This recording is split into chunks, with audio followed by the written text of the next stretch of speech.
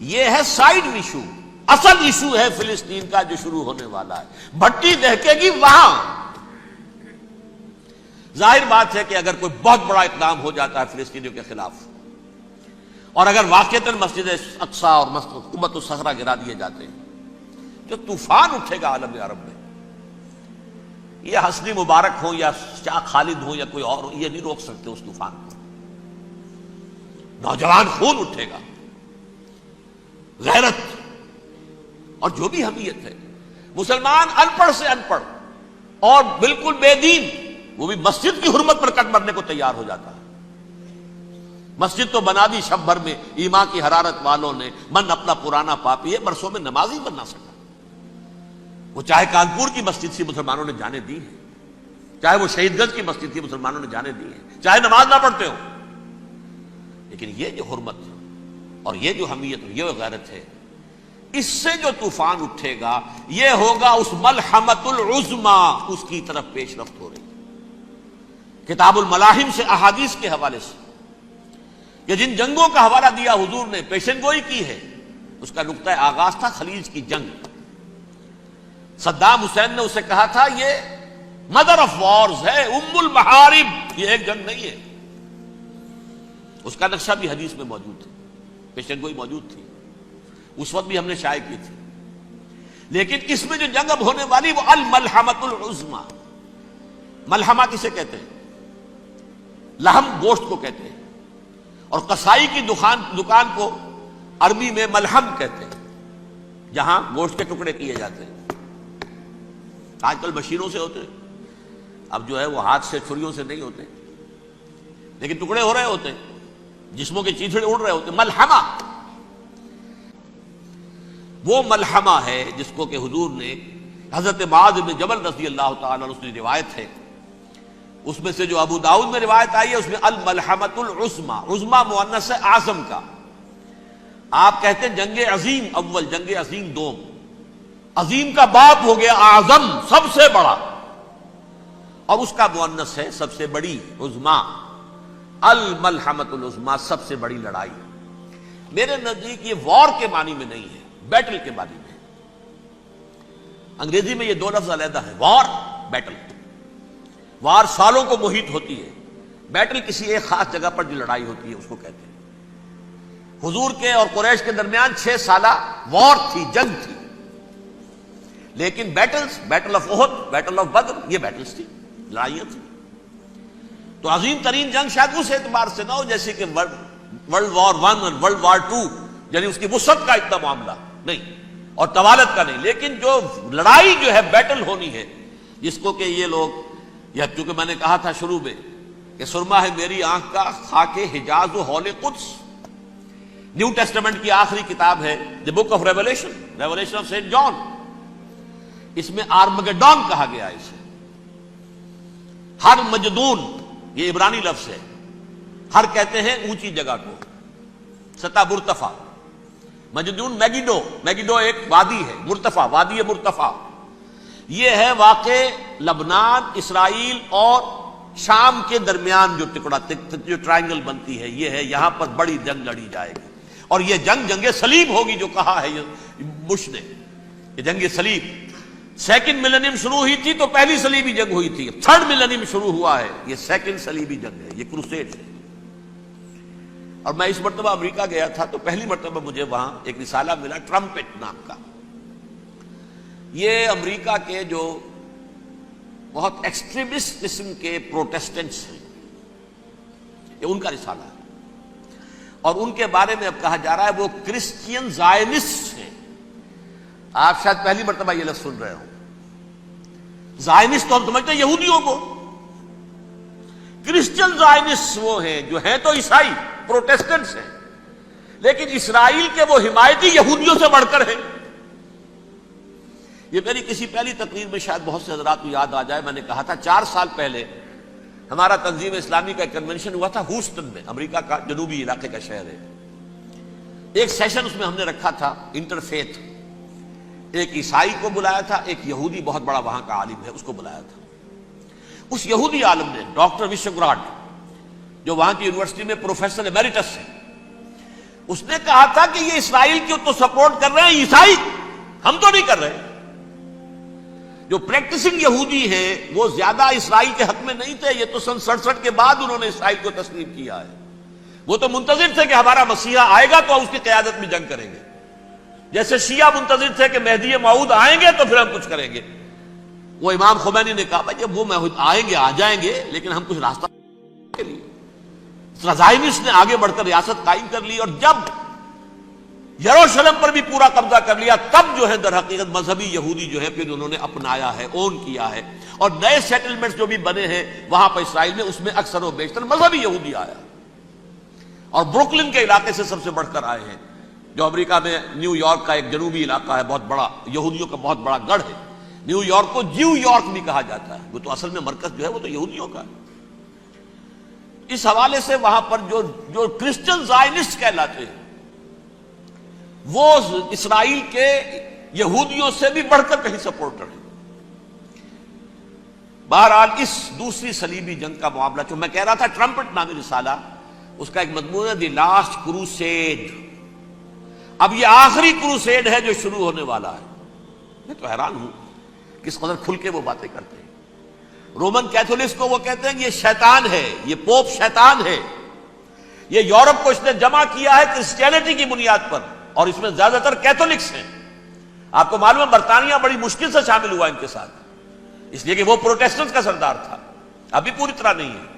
Europe جو ہے وہ رومن امپائر دوبارہ یہ کھڑی کر رہا ہے، اور در حقیقت یہ جو ہے یہودیوں سے بھی چھیننا چاہتے ہیں اسرائیل کو اور فلسطین کو، اور مسلمانوں سے بھی، اور یہ وہی کروسیڈ جو تھے اربن ثانی کے، اس کی تیاری کر رہے ہیں تاکہ وہاں پر عیسائی حکومت قائم ہو جائے، کیتھولکس کی، پوپ کی حکومت قائم ہو جائے، جیسے ایسٹ تیمور میں کر دی ہے۔ ایسٹ تیمور میں کون سی حکومت بنی ہے؟ رومن کیتھولک اسرائیل میں بنے، تاکہ یہ سارے مقامات مقدسہ جہاں اسرائیل پیدا ہوئے، حضرت مسیح پیدا ہوا، بیت الحم کہاں ہے؟ وہی ہے کہ نہیں؟ جہاں سے ریزریکشن ہوا ان کے خیال میں وہ کہاں ہے؟ وہیں پر ہے کہ نہیں؟ بڑے بڑے گرجے ان کے وہی ہیں۔ تو اس اعتبار سے ان کا کہنا یہ ہے یہ لاسٹ کروسیڈ کی تیاری ہو رہی ہے، یہ کیفور، اور ان کا کہنا یہ ہے کہ یہ پوری طاقت نیٹو کی جو ہے، یہ پہلے جرمنی سے لائی گئی بوسنیا، انہوں نے خود وہاں جنگ کروائی، انہوں نے خود وہاں پر ایتھنک کلینسنگ کروائی، پھر خود مصالحت کے لیے آ گئے، پھر کوسوو میں انہوں نے خود آگ بھڑکائی۔ یہ میں نہیں کہہ رہا، یہ وہ ٹرمپٹ رسالہ امریکہ سے چھپنے والا پروٹیسٹنٹس کا رسالہ ہے جو یہ کہہ رہا ہے۔ پھر انہوں نے کوسوو کے اندر کروایا، اور پھر وہ وہاں پر پیس فورس کی حیثیت سے آ گئے۔ اب وہ میسیڈونیا میں کروا رہے ہیں اور وہاں داخل ہو گئے ہیں۔ اگلا قدم ان کا سائپرس ہوگا، سائپرس میں ترکوں کو اور وہ گریکس کو لڑائیں گے اور وہاں آ جائیں گے، وہاں سے ایک چھلانگ لگائیں گے اور یہ فلسطین میں پہنچیں گے، اور یہ وہاں پر ایک رومن امپائر، اپنی پرانی رومن امپائر کی طرح کی رومن کیتھولک ریاست قائم کرنا چاہتے ہیں۔ تو وہاں امریکہ کے عیسائیوں میں بھی کوئی ایک طبقہ نہیں ہے، کیتھولکس بھی ہے، کیتھولکس زیادہ نہیں ہے ہمدرد، لیکن اب تابع ہو چکے ہیں۔ اسحاق ریبین نے جب یہ پیس ٹاک شروع ہوئی تھی، آپ کو یاد ہوگا شاید، کہ جب وہ آیا تھا واشنگٹن سے واپس فلسطین اسرائیل، تو پہلے روم میں رکا for an audience with the Pope, اور پوپ کو اس نے ایک مرتبان سا پیش کیا تھا، حضرت سلیمان علیہ السلام کے زمانے کا مرتبان، اور کہا تھا دیکھیے 3000 برس تک ہم نے اس کی حفاظت کی ہے، اب یہ میں آپ کے حوالے کر رہا ہوں۔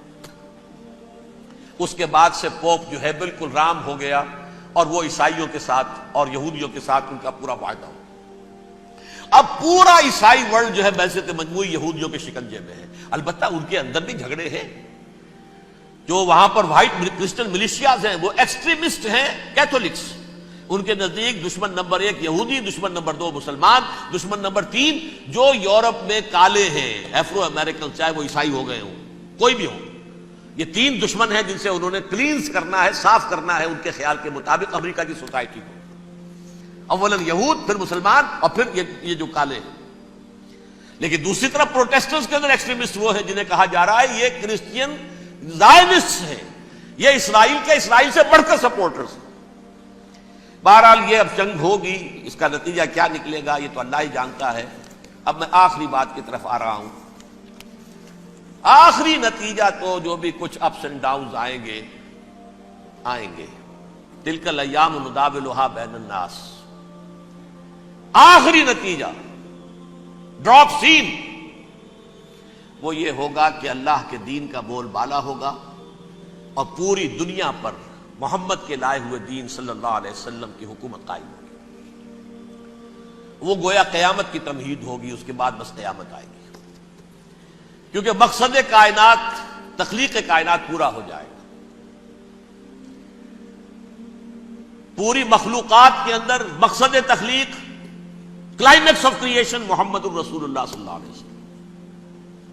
دین کی تکمیل محمد الرسول اللہ صلی اللہ علیہ وسلم. اور اس خلافت عرضی کے لیے جو حضرت آدم کو خلافت دی گئی تھی، جب اس میں وہ خلافت پوری دنیا پر قائم ہو جائے گی، اس کا مقصد پورا ہو جائے گا.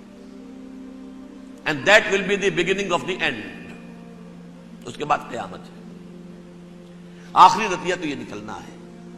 اس سے پہلے سزائیں ہمیں بھی مل رہی ہیں، اور یہاں میں کانٹے کی بات جو چھوڑ گیا تھا اس کو بیان کر دوں. اللہ نے اس مغضوب علیہم قوم کو، اس ملعون قوم کو کیوں اب تک چھوٹ دیے رکھی؟ میں بتا چکا ہوں یہ بڑے عذاب کے مستحق ہو چکے تھے حضرت عیسیٰ علیہ السلام کے زمانے میں. چھوٹ دی ہے ابھی تک ہے، بلکہ ایک مرتبہ ابھارا ہے. 1900 برس کے بعد ابھرے ہیں یہ. بالفور ڈیکلریشن 1917، سن 70 عیسوی کے بعد، تقریباً 1900 برس، 1850 برس تو ہے کم سے کم. پھر creation of Israel 1948، 1967 extension of Israel, یروشلم پر قبضہ. یہ سارا جو ہے کیوں ہے؟ اللہ تعالیٰ اس خیر امت محمد صلی اللہ علیہ وسلم، اس کے بہترین حصے کو سزا ان ملعونوں کے ہاتھوں دے رہا ہے. کیوں؟ جو جرم انہوں نے کیا تھا وہی ہم نے کیا. انہوں نے اللہ کی کتاب کو پیٹھ کے پیچھے پھینکا. نبذ فریق من الذین اوتوا الکتاب کتاب اللہ وراء ظہورہم. ہم نے اپنی پیٹھوں کے پیچھے پھینکا کہ نہیں؟ کولونیل رول سے آزاد ہوئے، کہیں اسلامی قانون نافذ کیا، کہیں اسلامی نظام قائم کیا. تو جو جرم ان کا تھا وہی ہمارا ہے، اور ہم خیر امت ہیں. آخری خاتمہ ہونا ہے یہود کا حضرت مسیح علیہ السلام کے ہاتھوں. وہ عذاب جو 2000 برس تک ان سے ٹلا رہا وہ آئے گا، اور ان کے رسول ہی کے ہاتھوں آئے گا. لیکن اس سے پہلے مسلمانوں پر یہ عذاب آ رہا ہے، ہولوکاسٹ کے درجے کا عذاب آ رہا ہے. البتہ ہم پاکستانی اس میں یوں سمجھ لیجئے کہ وہ تو خبریں موجود ہیں احادیث میں، وہاں تو جو ہونا ہے. اتنے انسان مریں گے کہ ایک پرندہ جو ہے اڑتا چلا جائے گا، وہ نہیں چاہے گا کہ نیچے اترے تو کسی لاش پر اترے. اسے جگہ نہیں ملے گی زمین خالی کر کہیں اتر سکے. تھک ہار کر گرے گا، مرے گا تو بھی لاش کے اوپر گرے گا. یہ الفاظ ہے حضور صلی اللہ علیہ وسلم. الملحمۃ العظمی، الملحمۃ الکبریٰ. یہ لاسٹ کروسیڈ ٹرمپٹ اخبار نے، میں اس کا فوٹو اسٹیٹ بھی کبھی آپ کو دکھا دوں، ویسے میرے ساتھ ہے وہ رسالہ ٹرمپٹ. دی لاسٹ کروسیڈ، اس کی تیاری ہو رہی ہے. وہ الملحمۃ العظمی اور ملحمۃ الکبریٰ جو ہے وہ آنے والی ہے. ابن ماجہ میں کبریٰ کہا ہے، اکبر کا مؤنث کبریٰ. ملحمہ کبریٰ سب سے بڑی جنگ، اور ملحمہ عظمی سب سے عظیم جنگ. یہ ہوگی اور بہت جلد ہوگی.